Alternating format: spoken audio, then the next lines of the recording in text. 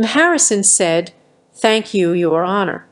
6 months ago, I hired a light event productions to provide lighting, sound, and staging for a celebrity wedding I was coordinating. The contract was for $65,000 with a 50% deposit required. I paid $32,500 upfront." Judge Judy said, "And what happened on the event day?" Ms. Harrison continued, "When we arrived at the venue, only half the equipment had been delivered. The lighting rig was missing entirely. The sound system kept cutting out during rehearsals. Mr.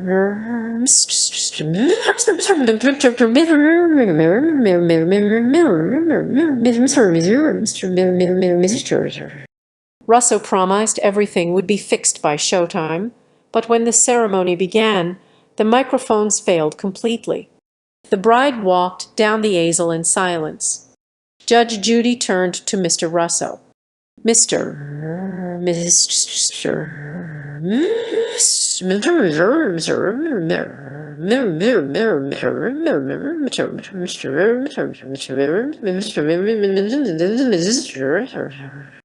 "Russo, why didn't you deliver what was promised?"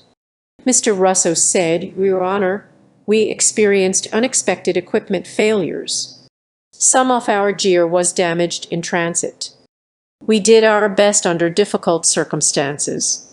Harrison interrupted, "That's not true. I have text messages from your crew members saying you double-booked the equipment for another event that weekend. You knowingly shortchanged me, client." Judge Judy said,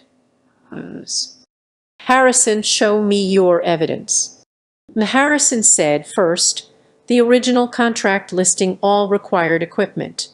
Second, photos from the event showing missing and malfunctioning gear. Third, text messages between Mr. Russo's employees discussing the double booking.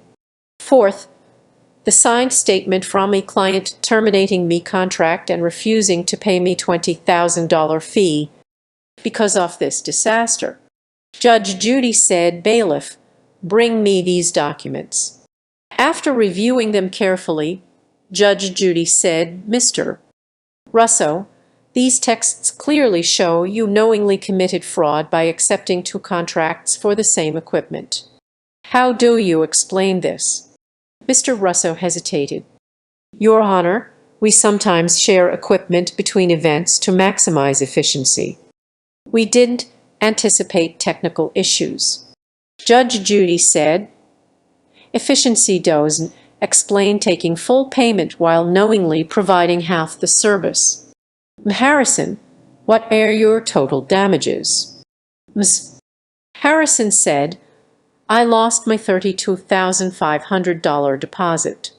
My reputation was damaged so severely that I lost 3 other bookings, totaling $25,000 in lost income. I am also seeking $15,000 for the harm to me professional reputation." Judge Judy said, "Judgment for the plaintiff."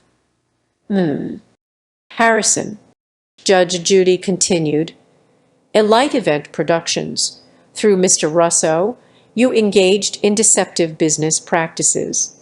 You will return Harrison's $32,500 deposit. You will compensate her for $25,000 in lost contracts.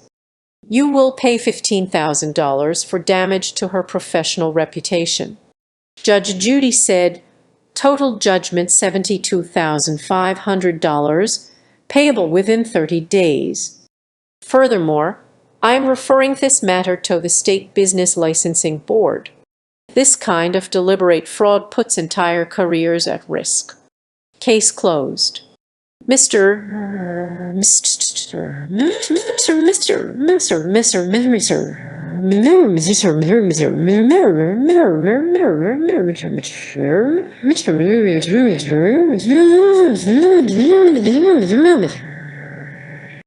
Russo opened his mouth to protest, but Judge Judy had already stood.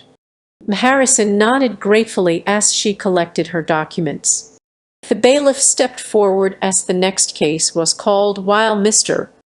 Russo sat stunned, realizing his entire business was now in jeopardy.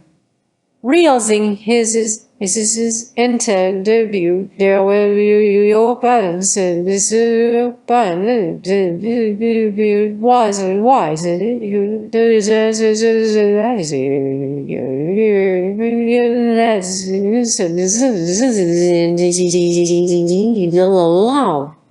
Dr. Carter said, "Thank you, Your Honor. 2 years ago, I hired Pinnacle to handle billing for me private practice. The contract stated they would process claims, collect payments, and remit funds to me minus a 15% fee. For the first 6 months, everything worked smoothly. Then the problems started." Judge Judy said, "What kind of problems?" Dr. Carter continued, "Payments from insurance companies stopped reaching me account. When I questioned him, Langley, she blamed delayed reimbursements from Medicare. But when I contacted insurers directly, they confirmed they had paid claims totaling over $400,000 to Pinnacle over the past 18 months. Only half that amount was ever forwarded to me practice." Judge Judy turned sharply to Ms. Langley. "Ms. Langley, where is Dr. Carter's money?" Ms. Langley said, "Your Honor, we experienced temporary cash flow issues due to rapid company expansion. Every cent was accounted for in our system." Dr. Carter interrupted, "That's completely false. I hired a forensic accountant who traced my missing funds. $208,000 was diverted to shell companies owned by Ms. Langley's relatives. Another $50,000 paid for her luxury car lease." Judge Judy said, "Dr. Carter, show me your evidence." Doctor,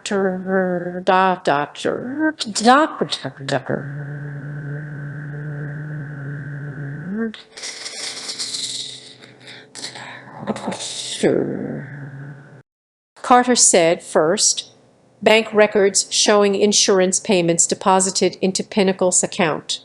Second, transfer records to accounts tied to Ms. Langley's family members. Third, dealership records showing her BUMU payment from company funds. Fourth, emails where Ms. Langley instructed staff to alter accounting records." Judge Judy said, "Bailiff, bring me these documents." After examining them, Judge Judy's expression darkened. "Ms. Langley, this isn't cash flow management. This is low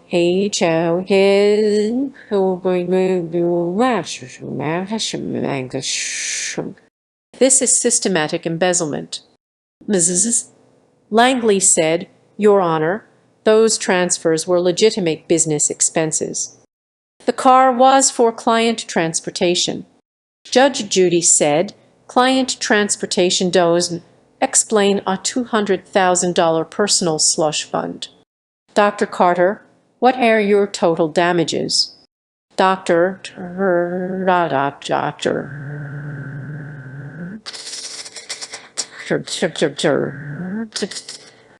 Carter said, "I'm out $208,000 in stolen payments. My practice nearly collapsed from the cash shortage, costing $85,000 in emergency loans. I'm also seeking $30,000 for the accountant and legal fees to uncover this fraud."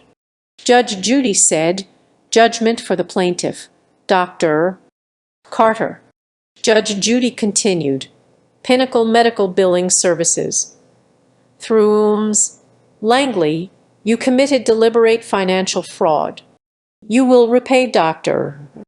Carter $208,000 in stolen funds. You will cover $85,000 in business losses. You will pay $30,000 for investigation costs."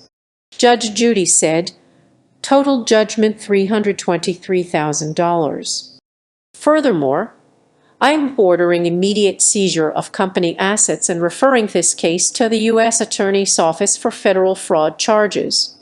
The bailiff will take Ms. Langley into custody immediately. As deputies handcuffed a shaking Ms. Langley, Dr. Carter exhaled deeply. Judge Judy gave him a nod before standing.